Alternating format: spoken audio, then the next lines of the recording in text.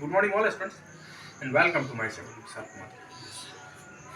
तो विशाल कुमार जी के जिसमें एक बार आपका फिर से बहुत बहुत स्वागत है। जैसा कि हम प्रत्येक दिन आपके पास नई नई जानकारी लेकर आते हैं और हर दिन हम आपके पास नई जानकारी कंपटीशन से जुड़े एग्जाम्स की लेकर आते हैं, जो हर साल एसएससी, रेलवे, बीपीएससी, एमटीएस,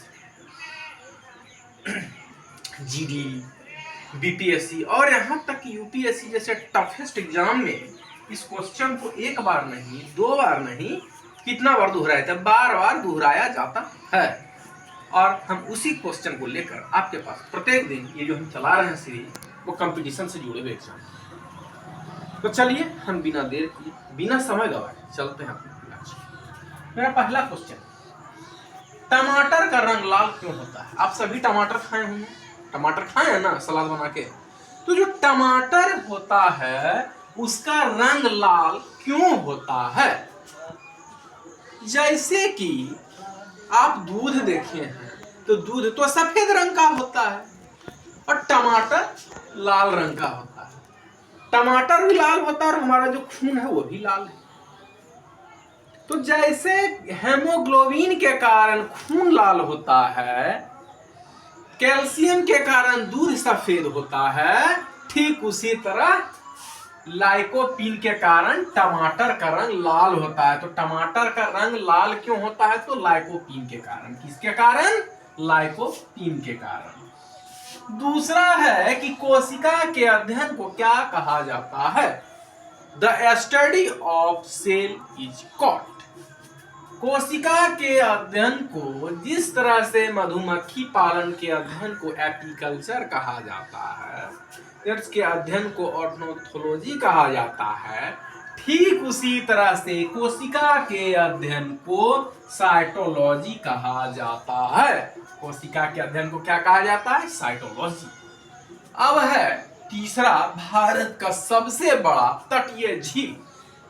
झील आप लोग देखे होंगे, झील का पानी कैसा होता है? तो खारा होता है। तो जिस है तो कौन सा भारत का सबसे बड़ा तटीय झील? तो कौन है? वो है चिल्का झील, जो कि ओडिशा में स्थित है। चिल्का झील कहाँ स्थित है? तो उड़ीसा में स्थित है। तो होगा भारत का सबसे बड़ा तटीय झील चिल्का झील, उड़ीसा। अब चौथा है, रोपड़ किस नदी के किनारे स्थित है? आप लोग हिस्ट्री पढ़े होंगे, उसमें रोपड़, मोहनजोदड़ो, ऐसे कई चीजों की जानकारी उसमें मिलती है इतिहास पढ़ने के बाद। तो ठीक रोपड़ किस नदी के किनारे स्थित है? तो होगा रोपड़ सतलज नदी के किनारे स्थित है। किस नदी के किनारे स्थित है? सतलज नदी के किनारे स्थित है। पांचवा क्वेश्चन, आर्यों का मुख्य व्यवसाय क्या था? जब पूर्व पाषाण काल में उस समय ना ही तो खाने को कुछ मिलता था, ना ही तो पहनने के लिए उतने साधन थे। उस वक्त लोग पेड़ के छाल को, पेड़ के पत्ते को पहन के रहा करते थे। जानवर को मारकर उसके कच्चे मांस को पकाकर खाया करते थे। ठीक उसी तरह से उस समय का जो था, आर्य का मुख्य व्यवसाय था खेती और पशुपालन। खेती करना और पशुपालन करना क्या था आर्यों का मुख्य व्यवसाय? खेती और पशुपालन। चलिए छठा क्वेश्चन है, पाकिस्तान शब्द के जन्मदाता कौन थे? पाकिस्तान जो कि हमारा पड़ोसी देश है, तो उसके जो शब्द के जन्मदाता कौन थे? तो थे चौधरी रहमत अली। कौन थे? चौधरी रहमत अली। अब है सातवां क्वेश्चन है कि महात्मा गांधी के राजनीतिक गुरु कौन थे?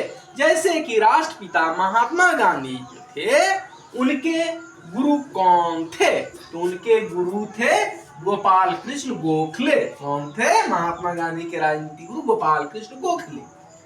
आठवां क्वेश्चन है, सीमांत गांधी किसे कहा जाता है? हु इज नोन एज सीमांत गांधी? तो सीमांत गांधी किसको कहा जाता है? खान अब्दुल गफ्फार खान। किसको कहा जाता है? खान अब्दुल गफ्फार खान को कहा जाता है। चलिए नौवां क्वेश्चन है, एक्सरे का खोज किसने किया? जी हाँ, आप जब कभी गिर जाते हैं या किसी शरीर के अंग में, हाथ में, पांव में कहीं चोट लग जाता है और जब आप डॉक्टर के पास जाते हैं तो डॉक्टर कहता है कि एक्सरे करा के लाइए। क्या करा के लाइए? एक्सरे। तो उसी तरह से जब हमारा शरीर में किसी अंग, शरीर का हमारा कोई भी अंग चोटिल हो जाता है, जब हम उसको एक्सरे कराते हैं जिसमें देखा जाता है, डॉक्टर कहता है ना कि हाथ में चोट है, पांव में चोट है, टूट गया, फट गया, तो जो एक्सरे उसने खोज किया वैज्ञानिक का क्या नाम था? तो वैज्ञानिक का नाम था Roentgen. X-ray, who invented x-ray? Roentgen. वैज्ञानिक का क्या नाम था? रोंटगेन था। ओके, चलिए अब 10वां और अंतिम क्वेश्चन है कि बिहार में बिना रेलवे लाइन वाला जिला। अब इससे बहुत लोग सोचते हैं कि ऐसा कौन सा जिला है जहां अभी तक रेलवे लाइन नहीं गया है बिहार में। जी हाँ, 2 जिला है बिहार में। ऐसे 2 जिले हैं। कौन ऐसे 2 जिले हैं बिहार में जहां तक अभी तक रेलवे लाइन नहीं गई है?